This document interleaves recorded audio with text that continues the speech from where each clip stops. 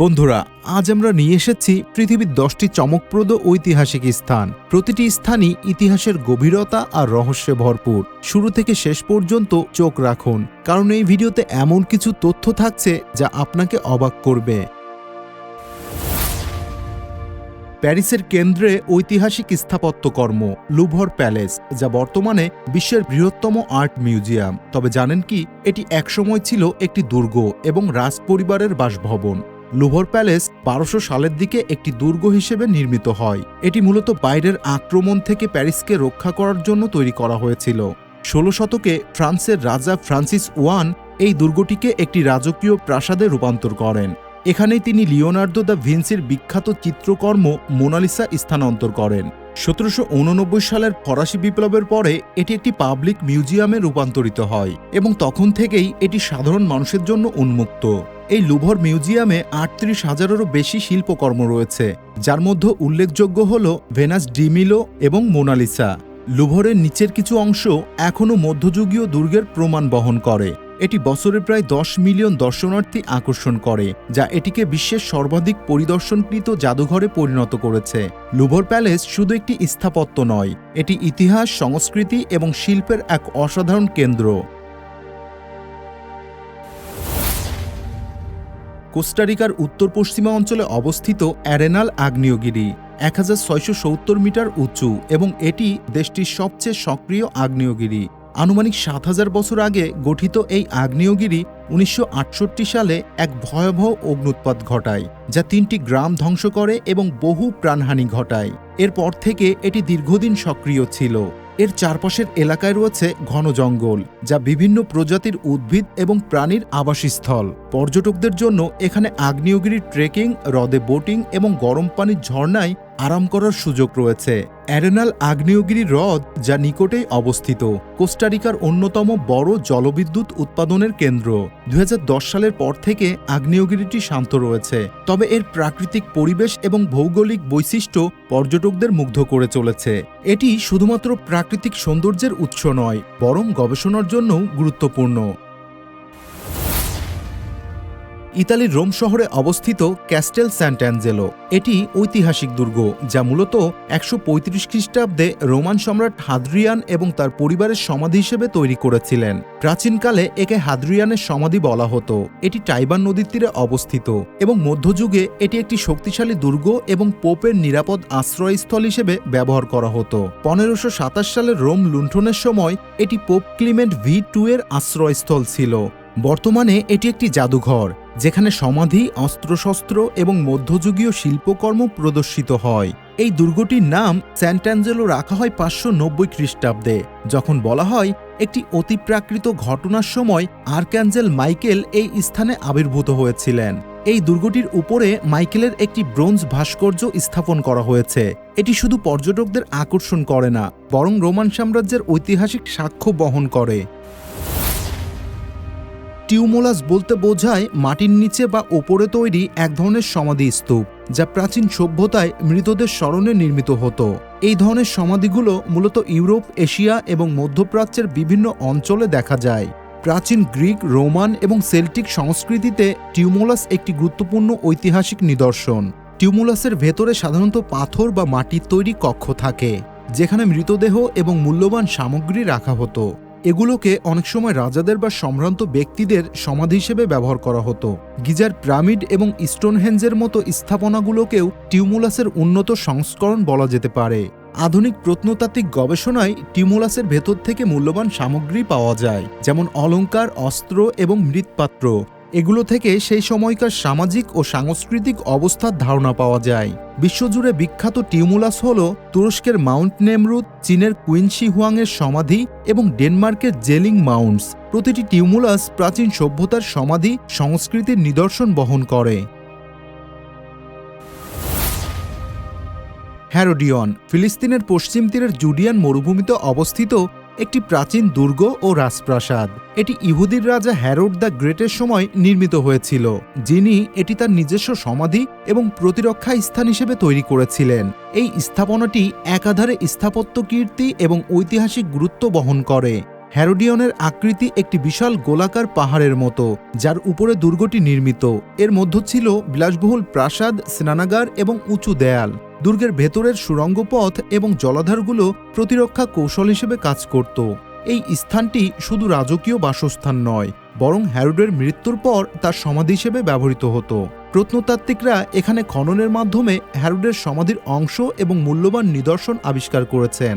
বর্তমানে এটি একটি জনপ্রিয় পর্যটন কেন্দ্র, যেখানে প্রত্নতাত্ত্বিক খনন কাজ চলমান এবং ইতিহাসের অনেক রহস্য উন্মোচিত হচ্ছে।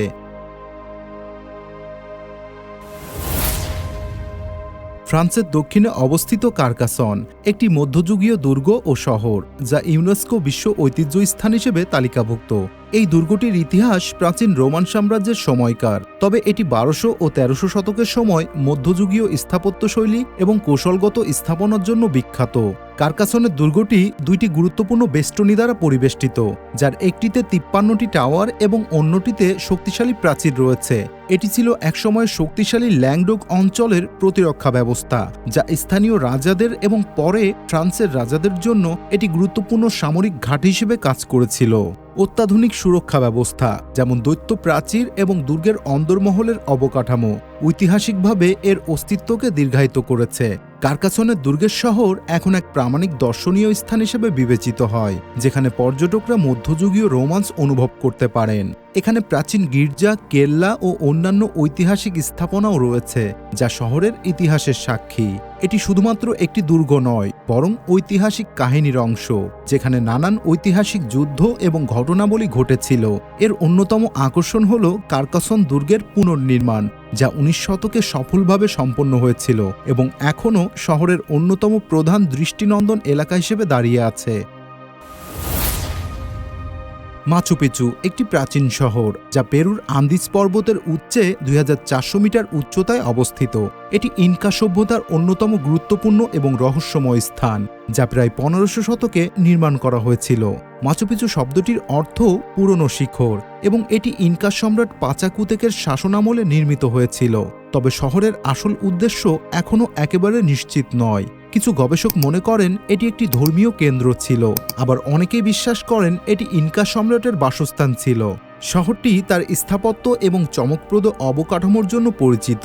মাচু পিচুর নির্মাণে ব্যবহৃত পাথরগুলি এমনভাবে কাটা হয়েছে যাতে সেগুলি একে অপরের মধ্যে খুব নিখুঁতভাবে ফিট হয়, যা স্থানীয় ভূমিকম্প সহ্য করতে পারে।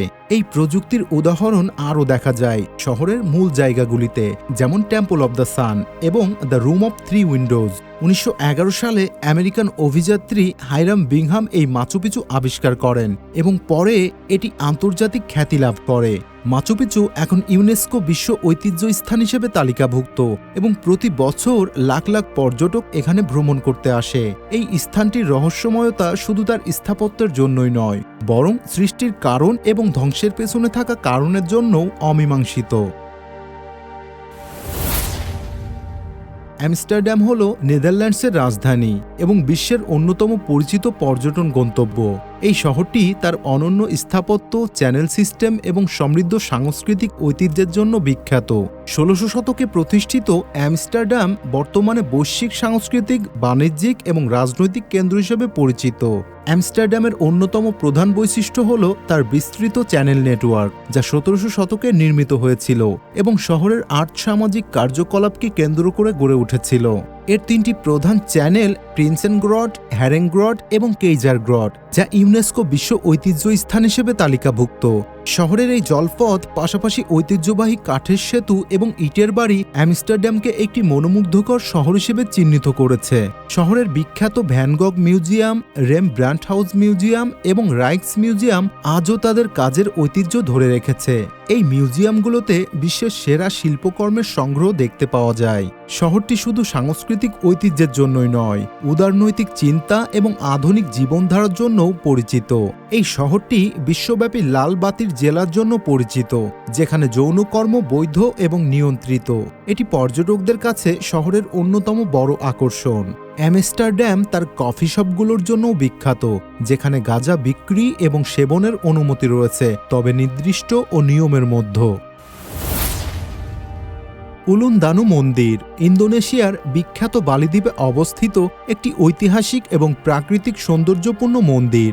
এটি ব্রোতান হ্রদের তীরে অবস্থিত এবং হিন্দু ধর্মের দেবী দানুয়ের প্রতি নিবেদিত। এই মন্দিরটি বালির অন্যতম গুরুত্বপূর্ণ ধর্মীয় স্থান। উলুন দানু মন্দিরের অদ্বিতীয় সৌন্দর্য এবং স্থাপত্য এটি দর্শনার্থীদের কাছে একটি জনপ্রিয় স্থান করে তুলেছে। ১৬২০ সালে নির্মিত এই মন্দিরটি প্রাকৃতিক সৌন্দর্য এবং ধর্মীয় গুরুত্বের জন্য পরিচিত।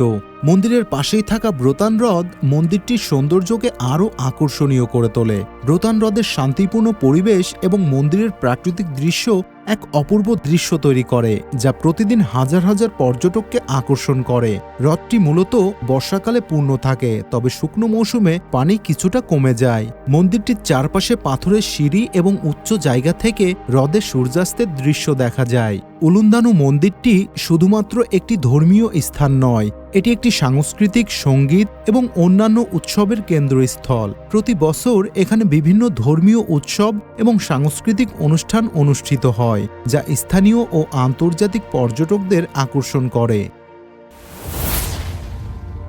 উইন্ডসর ক্যাসেল বিশ্বের সবচেয়ে পুরনো এবং সবচেয়ে দীর্ঘ সময় ধরে ব্যবহার করা রয়্যাল রেসিডেন্স, যা ব্রিটেনের রাজপরিবারের প্রধান বাসস্থান হিসেবে ব্যবহৃত হয়। এটি ইংল্যান্ডের বার্কশায়ার শহরের উইন্ডসর এলাকায় অবস্থিত এবং লন্ডন থেকে প্রায় ৩০ কিলোমিটার পশ্চিমে।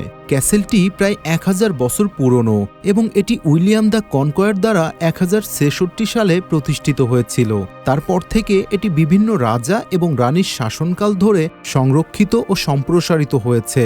এই ঐতিহাসিক দুর্গটি মূলত একটি ফোর্টিফাইড রেসিডেন্স, যা রাজপরিবারের অফিসিয়াল বাসস্থান হিসেবে ব্যবহার করা হয়। উইন্ডসর ক্যাসেলটি শুধুমাত্র একটি রাজকীয় বাসস্থান নয়, এটি বিভিন্ন ঐতিহাসিক অনুষ্ঠান এবং উদযাপনের জন্য গুরুত্বপূর্ণ স্থান। এখানে রাজকীয় বিবাহ, রাষ্ট্রীয় সম্মেলন এবং পলিটিক্যাল ইভেন্ট অনুষ্ঠিত হয়। ক্যাসেলটির এক দুর্দান্ত বৈশিষ্ট্য হল এর অনন্য স্থাপত্যশৈলী। নরম্যান, গোথিক এবং ভিক্টোরিয়ান ডিজাইনের মিশ্রণ। ক্যাসেলের অন্যতম আকর্ষণ সেন্ট জর্জ চ্যাপেল, যা গোথিক শৈলীতে নির্মিত।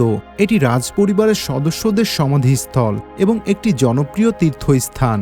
এই ক্যাসেলে রাজকীয় চিত্রশালা ও সংগ্রহশালা রয়েছে, যেখানে ব্রিটিশ রাজপরিবারের গহনা, শিল্পকর্ম এবং ঐতিহাসিক নিদর্শন প্রদর্শিত হয়। বন্ধুরা, আশা করি আজকের এই ঐতিহাসিক স্থানের ভ্রমণ উপভোগ করেছেন। এসব স্থান আমাদের ইতিহাস, সংস্কৃতি এবং রহস্যের এক নতুন দিক উন্মোচন করেছে। আপনি যদি আরও এমন রহস্যময়, ঐতিহাসিক এবং অজানা স্থান সম্পর্কে জানতে চান, তাহলে আমাদের চ্যানেলটি সাবস্ক্রাইব করতে ভুলবেন না। ভিডিওটি পছন্দ হলে অবশ্যই লাইক এবং শেয়ার করুন। দেখা হচ্ছে অন্য কোনো ভিডিওতে। ভালো থাকুন, সুস্থ থাকুন। আল্লাহ হাফেজ।